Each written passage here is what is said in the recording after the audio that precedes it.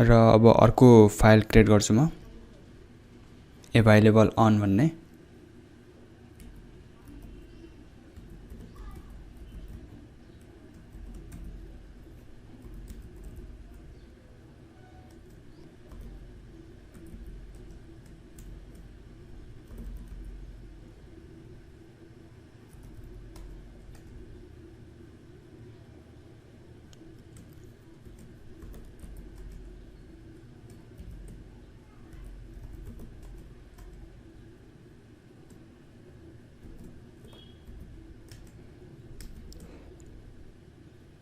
अब यसमा हामीले टाइम रिलेटेड काम गर्ने भएको हुनाले म यसमा time.as भन्ने हेडर फाइल पनि युज गर्छु।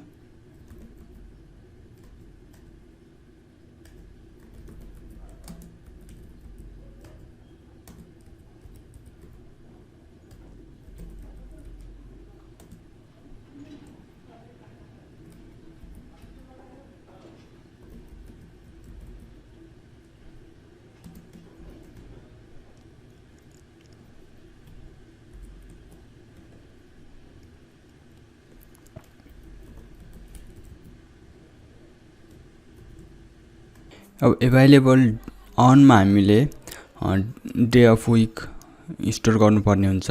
सो त्यसको लागि डे अफ विक भन्ने एउटा भेरिएबल क्रिएट गरौँ।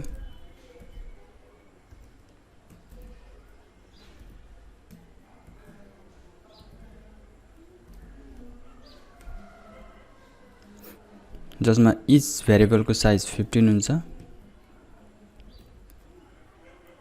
अनि त्यो 7 वटा हुन्छ। 7 वटासम्म हामीले स्टोर गर्न सक्छौं।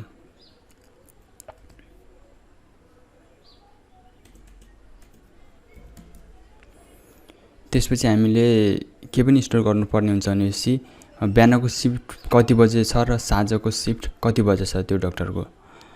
त्यसको लागि शिफ्ट भन्ने एउटा भेरिएबल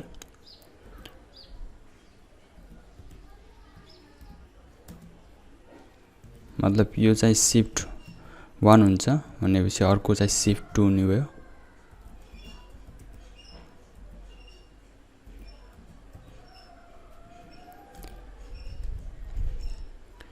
अनि त्यसपछि हामीले फर लुप पनि लाउनु पर्ने हुन्छ। त्यसको लागि म अहिले नै यहाँ आई भन्ने भेरिएबल डिक्लेयर गर्छु र त्यो डाक्टर चाहिँ विकमा कति दिन अभाइलेबल छ भन्नको लागि त्यो स्टोर गर्नको लागि नम्बर अफ डे भन्ने भेरिएबल क्रिएट गर्ने।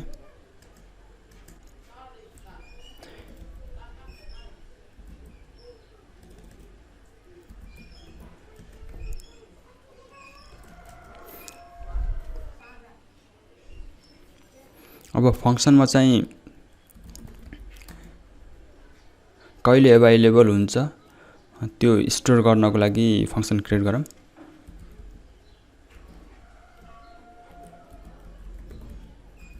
when available भन्ने फंक्सन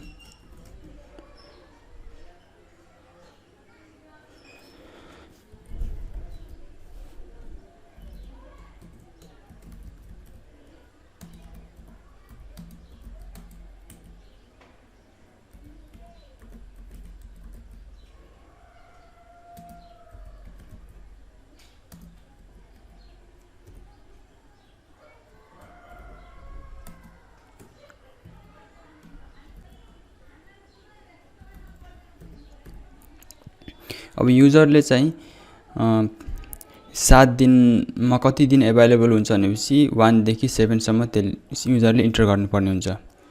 तर अब सुरुमा अब स्टोर पनि गरिहालौं यसलाई। त्यसपछि भन्छु म यसलाई नम्बर अफ डेजमा स्टोर गर्छौं। अब हामीले के चाहिँ गर्नुपर्ने हुन्छ भनेपछि युजरले 1 या 7 को बीचको नम्बर 1 या 7 1 देखि 7 सम्मको नम्बर चाहिँ त्यसले इन्टर गर्न पाउँछ। अब त्यो भन्दा बढी त अब एक हप्तामा हुँदै हुन्न र त्यो भन्दा नेगेटिभ नम्बर पनि हुँदैन। सो त्यसको लागि ठ्याक्कै यो रेन्ज मै परोस् भन्नको लागि हामीले logic गराउँछौं while लुपमा।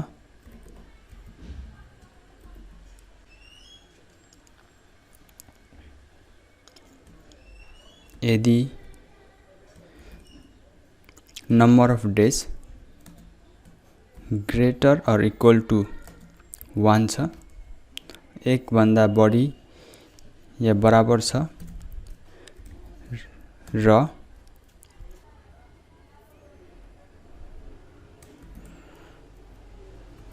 Number of days greater than 7 छ भनेपछि अब युजरले चाहिँ युजरले फेरि नम्बर फेरि हान्नु पर्ने हुन्छ। अब यसको लागि हामीले सुरुमा एरर मेसेज डिस्प्ले गर्छौं, सी आउट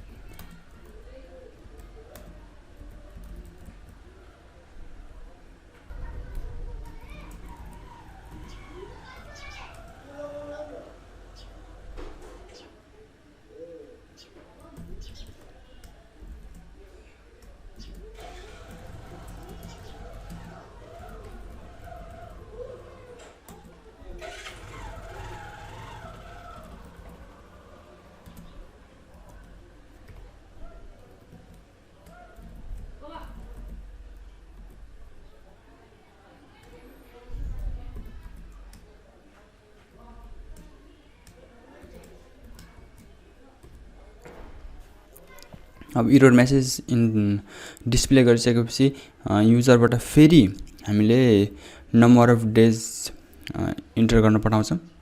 अनि नम्बर अफ डे इन्टर गरिसकेपछि अब यहाँ जान्छ कन्डिसन। यदि अब युजरले फेरि 8 हान्यो भनेपछि यो ग्रेटर देन 1 भनेपछि त्यो पोजिटिभ नै हुने भयो। अनि त्यो चाहिँ अब 8 भनेपछि त 7 भन्दा बढी छ, सो फेरि यहाँ यो लुपमा घुम्ने भयो। अब नम्बर अफ डेज रेन्ज भित्रै हालेछ भनेपछि अब हामी के सोच्छौं भनेपछि कुन कुन डे अफ विक चाहिँ त्यो डाक्टर एभाइलेबल छ भनेर त्यो युजरलाई सोध्छौं। सो त्यसको लागि हामी लेख्छौं सी आउट इन्टर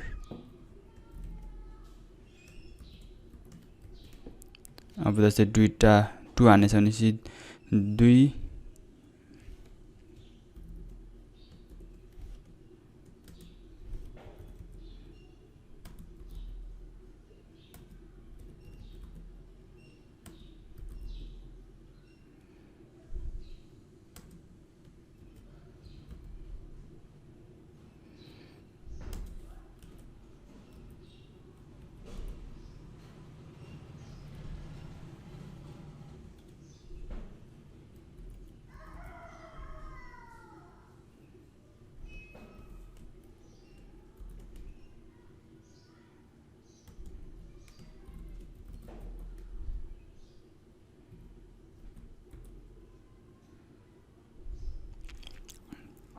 अब यसमा के हुन्छ भन्दाखेरि यदि युजरले 2 हानेछ भनेपछि हामीले दुईटा डे अफ विक चाहिँ युजरबाट आस्क गर्नुपर्ने हुन्छ।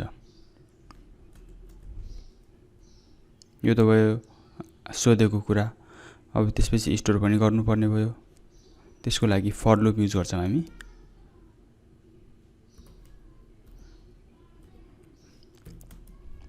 जिरोबाट स्टार्ट गर्छौं फर लुपलाई।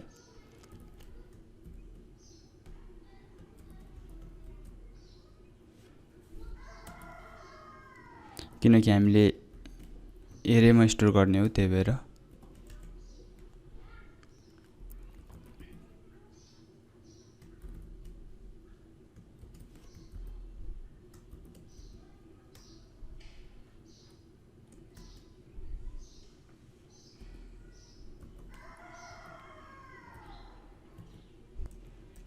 अब डे अफ विक हानिसकेपछि अनि हरेक दिनमा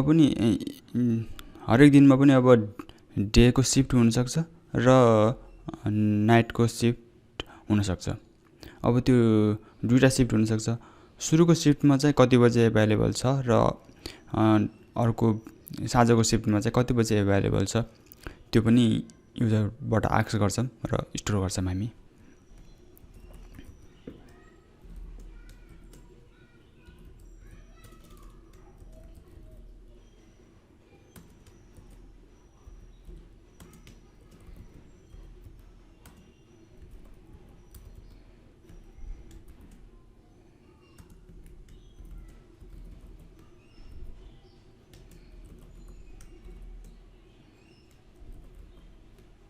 यसलाई फर्स्ट शिफ्टमा स्टोर गर्ने भयौं।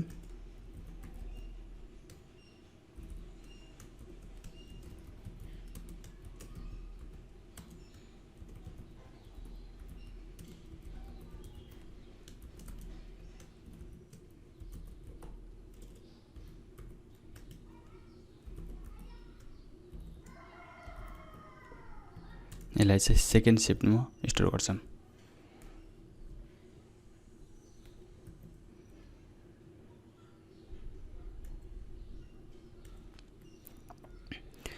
अब यो when available हामीले फंक्सन क्रिएट गरिसकेपछि डिस्प्ले अभाइलेबल पनि फंक्सन क्रिएट गरौँ हामी।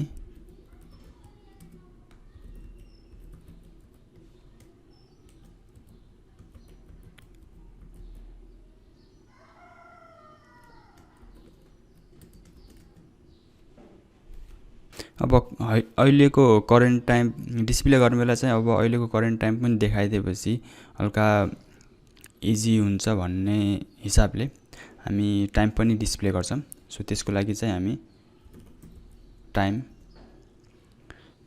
टी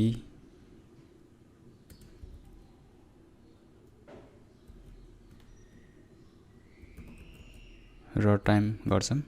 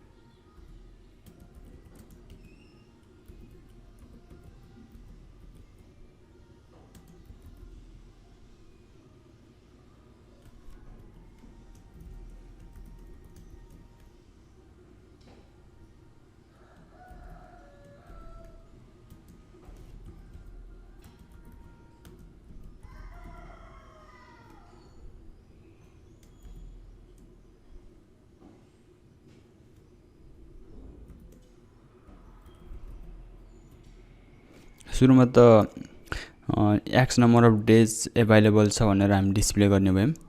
त्यसपछि अब कुन कुन डेमा अभाइलेबल हो त्यो डिस्प्ले गर्छौं।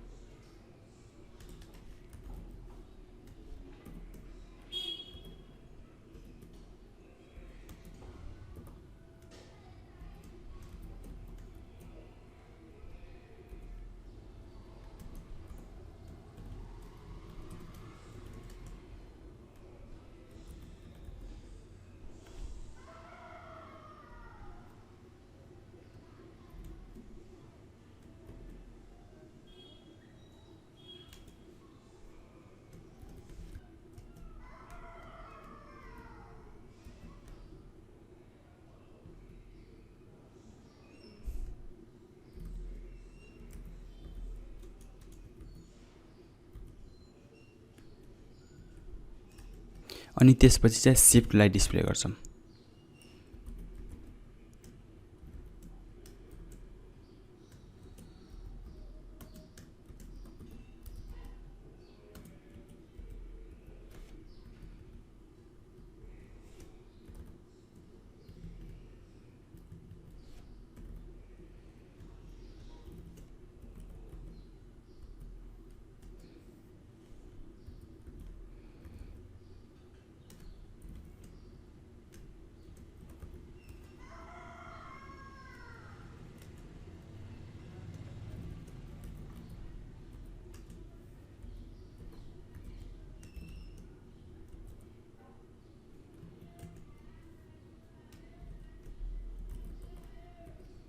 अब यसमा पनि टेस्टिङ गर्नको लागि हामी इन्ट मेन क्रिएट गर्छौं। अब इन्ट मेन फंक्सन भित्र अब एभाइलेबल अन भन्ने क्लासमा रहेर एउटा अब्जेक्ट क्रिएट गर्छौं।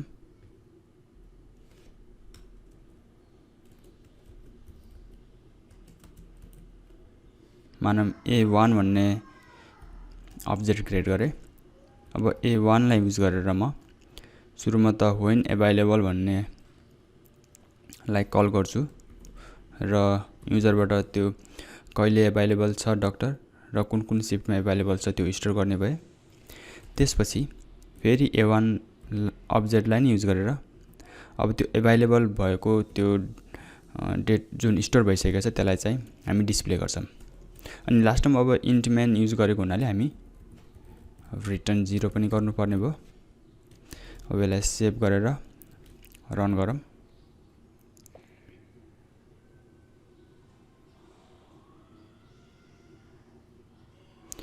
नम्बर अफ डेज इन्टर गर्ने भनेछ। अब म जस्तै 2 हानेपछि अनि त्यसपछि अवेलेबल डेमा म सन्डे, मन्डे, फर्स्ट शिफ्टमा 7 अनि सेकेन्ड शिफ्टमा चाहिँ 2 बजे यो भयो। अब यो भनेपछि यसबाट फेरि म भन्छु